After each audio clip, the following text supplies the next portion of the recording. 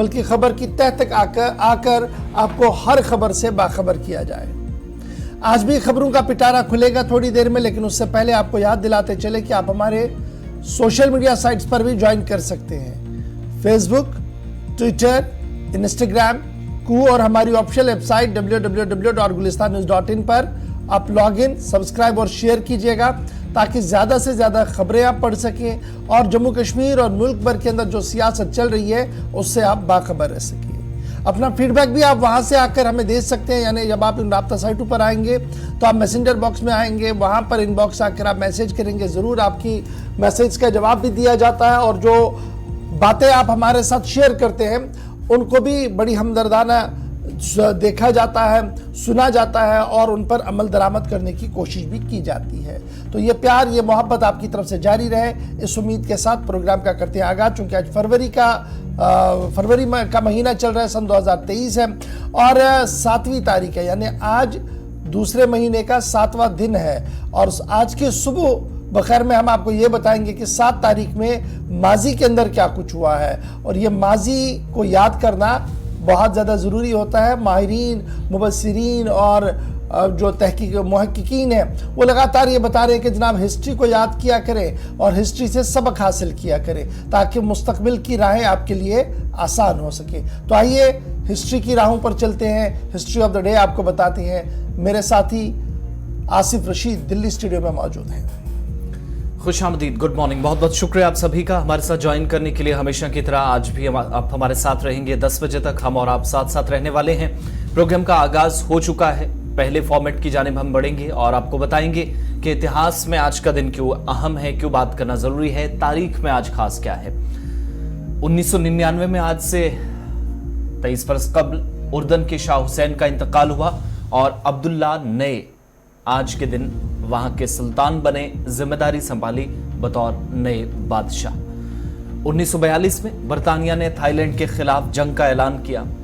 फरवरी की 7 तारीख को साल 1915 में चलती ट्रेन से पहला वायरलेस पैगाम रेलवे स्टेशन को मौसूल हुआ। मौजूदा वक्त में रेलवेज के अंदर जो राब्ते करने का जो आसान जरिया आपने तलाशा है या देखते हैं, उसकी शुरुआत आज ही के दिन हुई थी 1915 में, जब ट्रेन चल रही थी और पहला वायरलेस पैगाम मौसूल हुआ था रेलवे स्टेशन को। साल 2004 में श्रीलंका के सदर चंद्रिका कुमारटंगा ने आज ही के दिन पार्लियामेंट तोड़ दी और मुल्क के अंदर नए निजाम का मुतालबा कर डाला और आम शहरियों से भी कहा कि वो हुकूमत के इदारों ने जो इकदाम उठाए हैं जरूरी नहीं कि उनके साथ इत्तफाक रखें, आइए नए सिरे से श्रीलंका को बनाते हैं। ये उस वक्त हुआ था जब तमिल टाइगर्स भी काफी ज्यादा सरगर्म थे। 1238 में मंगोलियंस ने यानी मंगोलों ने रूसी शहर व्लादिमीर को आग लगा दी। 7 फरवरी को यह तारीखी वाकया पेश आया। उसके बाद खित्ते के अंदर जबरदस्त कशीदगी देखी गई। 1831 में बेल्जियम के अंदर आज के दिन कॉन्स्टिट्यूशन यानी आईन नाफिज हुआ। 7 फरवरी 1831 को। साल 1904 में बाल्टीमोर अमेरिका में जबरदस्त आग लगी। 1500 से ज्यादा इमारतें जलकर राख हुई। आग कैसे लगी इसकी मुख्तलिफ रिपोर्ट्स आज तक सामने आती रही, लेकिन असल हकायक क्या थे ये कोई नहीं जान सका, किसी को पता नहीं चला। इतना ही नहीं, इस हादसे के दौरान 100 से ज्यादा लोगों ने अपनी जान गंवाई थी। ज्यादातर लोग अपने इलाके ही छोड़कर चले गए थे। इसके अलावा 1983 में हिंदुस्तान के अंदर एक मशहूर यूनिवर्सिटी है, न्यूज एजेंसी है, ईस्टर्न न्यूज एजेंसी, इसका कयाम आज के दिन अमल में लाया गया 40 बरस कबल 1983 में 7 फरवरी को। तो हिस्ट्री ऑफ द डे में ये आज का दिन इंपॉर्टेंट क्यों है, क्यों इस पर बात करना जरूरी थे, चंद अहम वाकयात या मुख्तसर पॉइंट्स जो थे वो आपके सामने रखती हैं। आगे बढ़ने से पहले आपको बताएं कि तमाम सोशल मीडिया प्लेटफॉर्म्स पर भी आप हमारे साथ रहिएगा, अपने ओपिनियन से हमें आगाह कीजिएगा और अपनी जरूर हम तक पहुंचाइएगा। मुख्तलिफ मौज़ूआत, मुख्तलिफ खबरें, अलग अलग इलाकों की, कौमी बैनुल-अक़वामी सतह की और मकामी सतह पर जम्मू कश्मीर और लद्दाख तक हमारी नजर रहेगी। दारुल हुकूमत नई दिल्ली से कुछ बड़ी डेवलपमेंट्स ताज़ा तरीन हो रही हैं, उन पर हमारी नजर रहेगी अगले 90 मिनट तक, लेकिन शर्त यह कि आप हमारे साथ रहेंगे टीवी के अलावा तमाम सोशल मीडिया प्लेटफॉर्म्स पर। तो प्रोग्राम का आगाज करते हैं। प्रोग्राम का आगाज आज बैनुल-अक़वामी खबर से करते हैं क्योंकि क़यामत सुग़रा बर्पा हो गई है जी 2 इंतहाई अहम शहरों और मुल्कों के अंदर, तुर्की और शाम के अंदर। आपको याद होगा कि तुर्की और शाम के अंदर 7.8 शिद्दत के ज़लज़ले ने तबाही मचा दी है। अमवात की शरह जो है वो 4000 को तजावुज कर चुकी है। सैकड़ों इमारतें जमीन बोस हो चुकी हैं।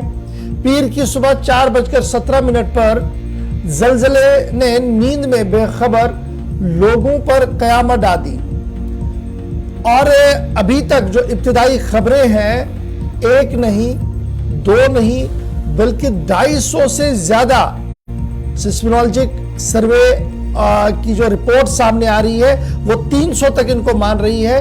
तकरीबन 300 से जायद आफ्टर शॉक्स का सिलसिला भी कई घंटों तक जारी रहा और जलजले की शिद्दत ग्रीनलैंड और डेनमार्क तक महसूस की गई है। तुर्की और शाम में कल जो तबाहकुन जलजिला आया है 7.8 इसकी शिद्दत पाई गई। 4000 से ज्यादा लोगों की मौत अभी तक हुई है और बिल्डिंगें कितनी गिरी हैं, नुकसान उसके अंदर कितना है, अभी वो तखमीना लगाना मुश्किल हो रहा है क्योंकि अब आलमी दुनिया ने पूरे वर्ल्ड से वहां पर रेस्क्यू रिलीफ ऑपरेशंस को शुरू करने के लिए अमले भेजे जा रहे हैं। भारत की तरफ से भी एनडीआरएफ का खुसूसी दस्ता भेजा गया है ताकि वो वहां पर जो लोग फंसे हैं, जो लोग मुतासरीन हैं, उनकी इमदाद और मदद कर सके। तुर्की और शाम में 7.8 शिद्दत के जलजले ने जहां तबाही मचा दी, वहीं पर कल रात भी ये सूरत हाल जूं की तू रही है। आफ्टर शॉक्स ने तबाही मचा दी है और मलबे तले कई जिंदा लोगों को भी बरामद कर दिया गया है। तस्वीर आपके सामने है कि मलबे से किस तरीके से एक छोटे नन्हे से बच्चे को बाहर निकाला जा रहा है और बिल्डिंगें ऐसे गिर रही हैं जैसे एटम बम पड़े हों, जैसे बॉम्ब का इस्तेमाल किया गया हो और जमीन इस शिद्दत के साथ हिल रही थी कि समझ नहीं आ रहा था कि आखिर हो क्या रहा है। इधर तुर्किया के सदर रजब तैयब अर्दगान का बयान भी सामने आया कि 114 से ज्यादा ममालिक ने उन्हें अभी तक इमदाद की पेशकश की है, जिनमें जनूबी एशिया, यूरोप, अमेरिका, नेटो ममालिक तमाम लोग हैं। अलग अलग इलाकों की तस्वीरें रात और दिन की। सबसे बड़ी परेशानी क्या है कि जलजले के 3 झटके जिनकी शिद्दत रिक्टर स्केल पर 7.8 या इससे थोड़ी सी ज्यादा रही, लेकिन आफ्टर शॉक्स में 150 के आसपास झटके लग चुके हैं। यानी जो जलजले का मरकज है वो भी कोई ज्यादा दूर नहीं है और इस वजह से जलजले से अमवात में जो इजाफा है वो कितना होगा इसका कोई अंदाजा ना माहिरीन को है ना हुकूमत को है, क्योंकि 45 ऐसे ममालिक है जो सर्च एंड रेस्क्यू ऑपरेशन में रात देर गए हिंदुस्तानी वक्त के मुताबिक तकरीबन 12 बजे तक लगे थे। उसके बाद से जो सिलसिला शुरू हुआ है, दुनिया भर के जितने भी ममालिक थे जिनके शहरी थे, सिर्फ वो नहीं, तरजीहात में नाटो के तमाम ममालिक जिसका खुद भी तुर्की हिस्सा है, तुर्की की मदद करने के लिए पहुंचे। मुस्लिम ममालिक आगे आए, हिंदुस्तान से, पाकिस्तान से, बांग्लादेश, तमाम लोग जो जितना कर सकता था उनने की। तस्वीरें कल की दर्दनाक तस्वीरें हैं। हालांकि 3 झटके जो मेजर अर्थक्वेक के 3 बड़े झटके हैं 24 घंटों में, लेकिन ओवरऑल आप देखेंगे तो आफ्टर शॉक्स तादाद तकरीबन 150 प्लस हो गई है। इसी तरीके से अभी तक की इतलात के मुताबिक जब हम आपको अपडेट कर रहे हैं 14,480 से ज्यादा लोग जख्मी हैं।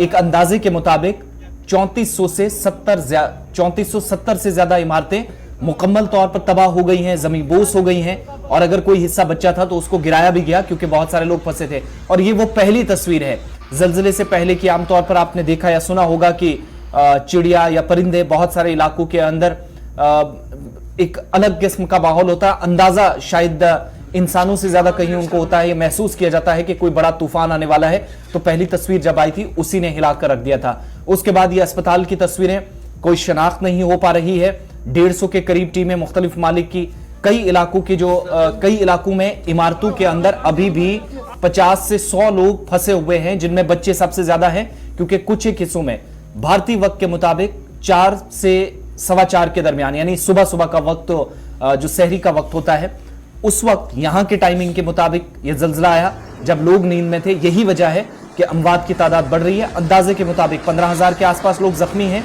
लेकिन सबसे बड़ी बात कि मुकम्मल तौर पर अभी तक की इतलात के मुताबिक 10 शहर तबाह हुए हैं, 2400 से ज्यादा लोग मारे गए हैं सिर्फ तुर्की के अंदर और बाकी जो अमवात हुई हैं वो सीरिया के अंदर हुई हैं।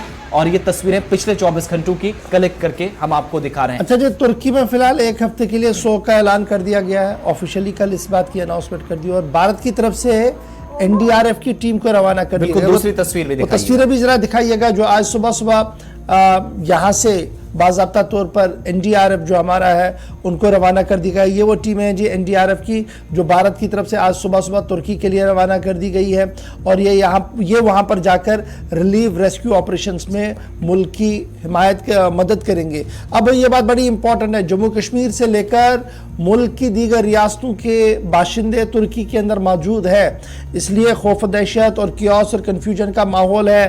फ़ोन कनेक्टिविटी बिल्कुल ज़ीरो हो गई है, वहाँ पर बहुत मुश्किल से बात हो रही है, खाने पीने और ज़रूरी अशिया और दवाइयों की किल्लत है और यही वजह है कि दुनिया भर की लोग जो है मुल्क जो है वो इस वक्त खाने पीने का बंदोबस्त और साथ साथ दवाइयों का एहतमाम जो है वो वहाँ पर कर रहे हैं ताकि ये हज़ारों लोग जो है ज़ख्मी लोग जो है उन तक ये रसाई पहुंचाई जा सके। फिलहाल जो भारत के शहरी वहां पर है उस हवाले से इतला ये है कि एक हॉटलाइन भी जारी कर दी गई और साथ साथ ये कहा गया कि फिलहाल सूरत हाल जनाब पुरअमन है, इस तरीके की कोई भी खबर नहीं है कि कोई भारतीय शहरी इस जद में आया हो, लेकिन उसके बावजूद भी जो एम्बेसी है और जो फॉरेन अफेयर्स मिनिस्ट्री है वो इस पूरे मामले पर गहरी नजर रख रही है। एनडीआरएफ की टीम रवाना होने से कबल क्या कुछ कह रही है? Yes, as you know, a massive earthquake took place in Turkey and Syria today morning, and based on the inputs, lot of casualties have occurred. So the government of India, as a measure of HADR, that is the humanitarian assistance and disaster relief operations that we do, the government has taken a decision to send 2 teams of NDRF to Turkey to help us in conducting the rescue and relief operations. So about 101 persons from 2 teams, one of the 8th Battalion at Ghaziabad and the other from 2nd Battalion at Kolkata, they will be going for this mission.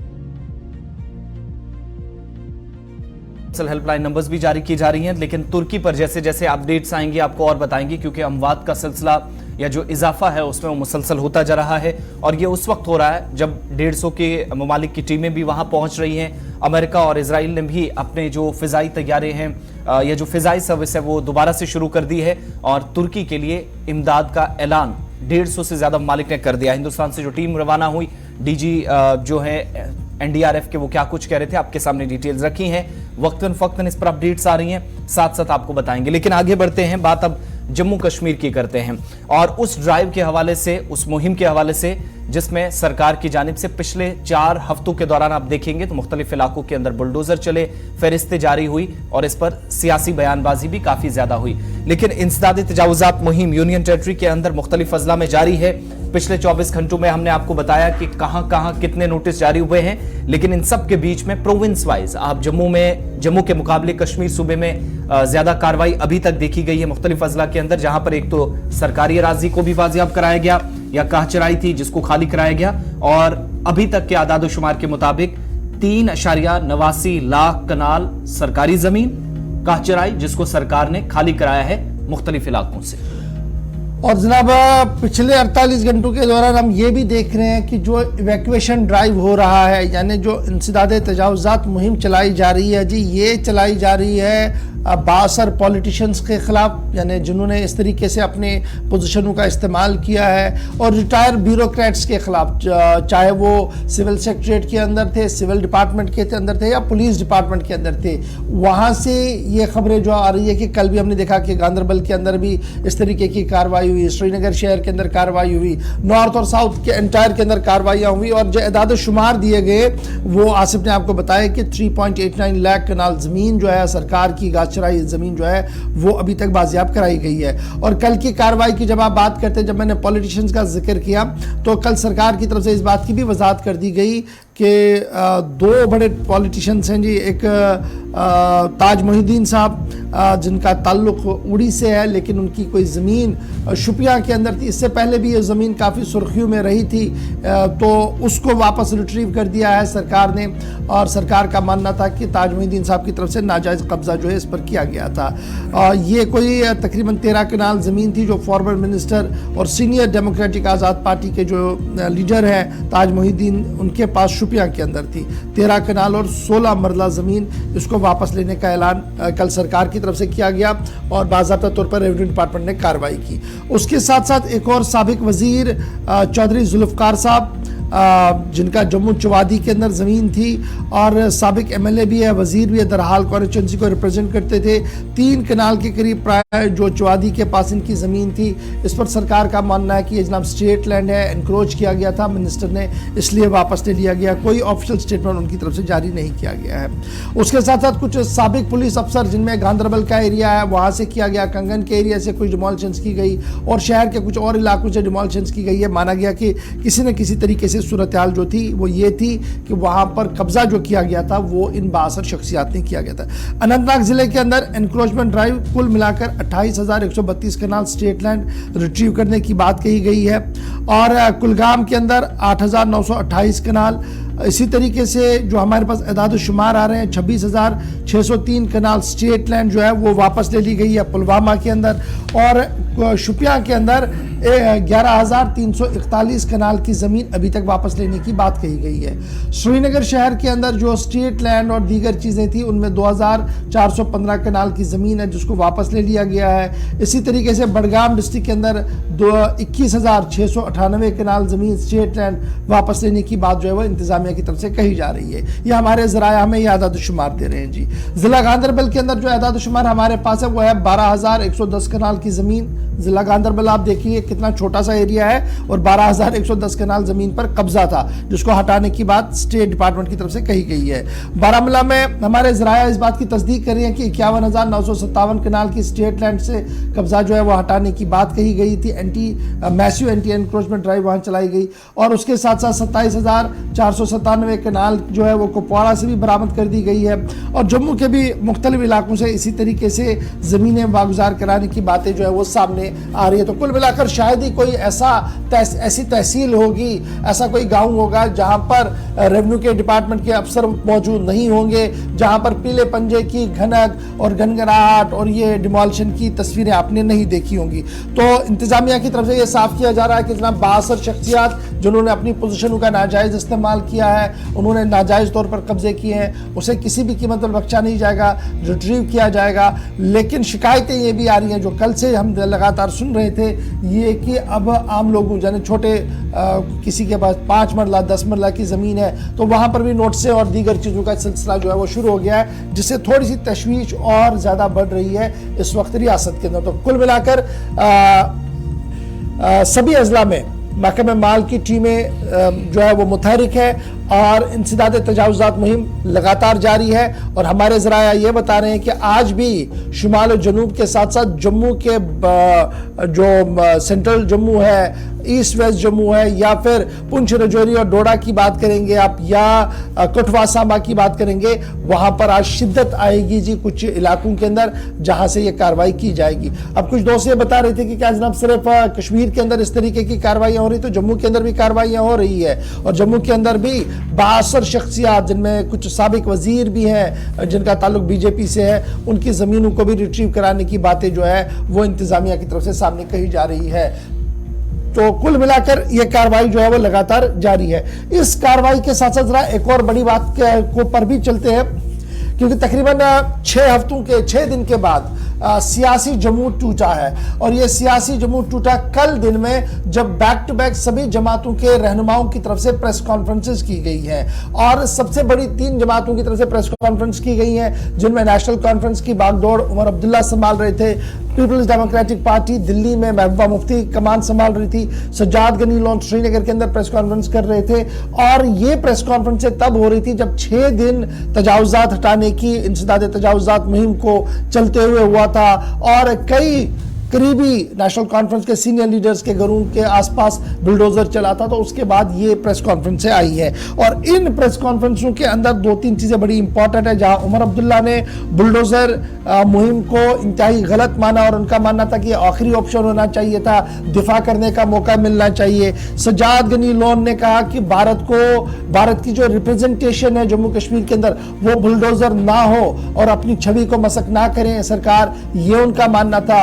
और अफगानिस्तान की छवि को बरकरार रखा जा रहा है। जी, जम्मू कश्मीर के अंदर अफगानिस्तान जैसी खंडरात और अफगानिस्तान जैसे हालात बनाए जा रहे हैं जम्मू कश्मीर के अंदर, ये महबूबा मुफ्ती का मानना था। लेकिन इन बयानों के बीच खबर ये है कि दिल्ली के अंदर गर्माहट बहुत ज्यादा है और दिल्ली की सियासत के अंदर ये गर्माहट है कि आने वाले दिनों में एक बड़ा एहतजाज दिल्ली के अंदर किया जाएगा और उस सिलसिले में मशावरतों और मीटिंग का सिलसिला तेज हुआ है। अब ये मशावरतें और मीटिंगें जो हो रही है ये सियासी नवियत की हो रही है। कौन लोग इसमें बैठेंगे, कैसे ये प्रोग्राम होगा, क्या कुछ होगा, अभी खदुखाल इसमें बन रहा है। लेकिन खबर ये है कि बुलडोजर पीला पंजा जम्मू कश्मीर के अंदर अपनी कार्रवाई कर रहा है। सियासी पार्टियां इस पूरे मामले पर अब एकजुट दिखती हुई नजर आ रही है 6 दिन के बाद। और खबर यह है कि दिल्ली के अंदर एक बड़े एहतजाज की तैयारियों में भी कुछ जमातें जो है वो लग चुकी है। फटाफट से जरा आपको सुनाते हैं उमर, महबूबा और सज्जाद किन अल्फाज से बुलडोजर मुहिम को याद कर रहे हैं। उन्होंने हाईकोर्ट में कहा कि ये लिस्ट जो है ये फर्जी लिस्ट है और ऐसा कोई लिस्ट जो है गवर्नमेंट ने जारी नहीं किया। हालांकि वो लिस्ट जो है मीडिया में खूब खाप चली और सोशल मीडिया पे, व्हाट्सएप वगैरह पे। और जब उनसे पूछा गया कि ये लिस्ट नहीं तो कौन सा लिस्ट, तो वो खामोश रहे। तो इस पे फिर हम मजबूर होते हैं पूछने पे कि पिछले कई दिनों से जो ये बुलडोजर चलाने का सिलसिला चला है ये किस बुनियाद पे हो रहा है। अगर जो लिस्ट फिलहाल पब्लिक डोमेन में है वो फर्जी लिस्ट है और गवर्नमेंट ने खुद हाई कोर्ट में ये कहा कि इन लिस्टों पे इंक्वायरी हो रही है, तो जहां जगह जगह बुलडोजर भेजे जा रहे हैं वो किस बुनियाद पे।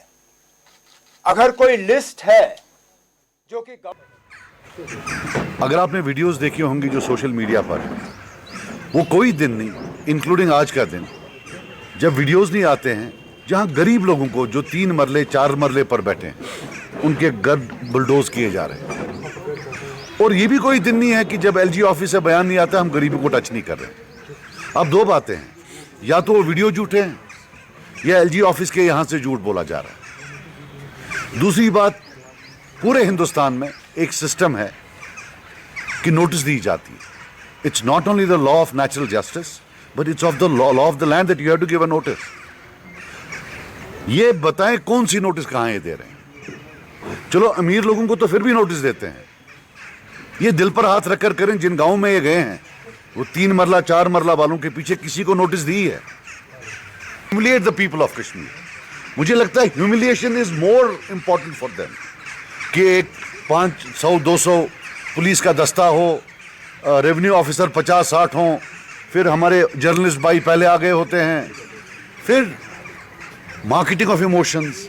हमारी माएँ बहनें रो रही होती हैं, छोटे बच्चे 5-6 साल के उनको घर से निकालते हैं। What nonsense is this, what are they doing. कोई ये नहीं।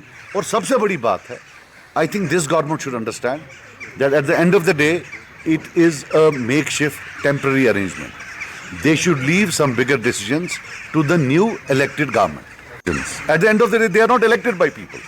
ये कितनी भी बात करें, हिंदुस्तान के आईन में स्टेट्स का अलग पावर है और यूनियन गवर्नमेंट का अलग पावर है। यहां इलेक्शन नहीं हुए हैं, इसलिए यूनियन गवर्नमेंट ने किसी बंदे को भेजा है कि भाई साहब आप तब तक देख रेख करो। Now he can't take decisions on behalf of the people of J&K. You know, I appeal to my Prime Minister कि मुझे आपको क्या लगता है फलस्तीन में टूरिस्ट नहीं जा रहे हैं? बहुत जाते हैं वहां। मैं इसलिए कंपैरिजन करती हूं कि जो बीजेपी की सरकार है it is behaving like an East India Company in Kashmir, in the country, whole country, why only Kashmir. मैंने कहा एक संविधान, एक विधान, एक प्रधान के बाद अब 1 कंट्री 1 रिलीजन 1 लैंग्वेज का इशू चल रहा है। संविधान कहाँ रखा है इन लोगों ने? संविधान की कोई जगह नहीं है इस वक्त। जो संविधान की बात करता है उसी को, और जो 370 तोड़ा वो कौन से संविधान के मुताबिक तोड़ा है? सुप्रीम कोर्ट की रूलिंग है बाज़ाब्ता 370 के बारे में, इन्होंने तो उसको भी अनदेखा किया।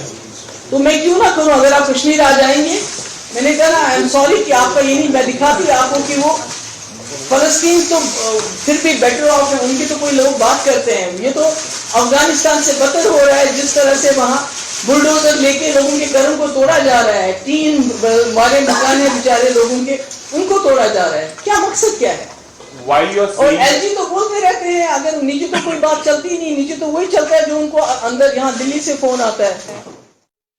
चलिए जनाब, ये तो थी 3 लीडरों की बातें जो कल प्रेस कॉन्फ्रेंस कर रहे थे, लेकिन रात देर गए डिस्ट्रिक्ट एडमिनिस्ट्रेशन श्रीनगर की तरफ से भी वजाहती बयान सामने आया। डिस्ट्रिक्ट एडमिनिस्ट्रेशन ने ट्वीट करते हुए इन लिस्टों पर जो पिछले 24 घंटों के दौरान सोशल मीडिया पर काफ़ी वायरल थे, आपको याद होगा कल इसी प्रोग्राम में हमने पहली खबर में ही बताया था कि फर्जी लिस्ट आ रही हैं, तो उसको लेकर उन्होंने साफ कर दिया।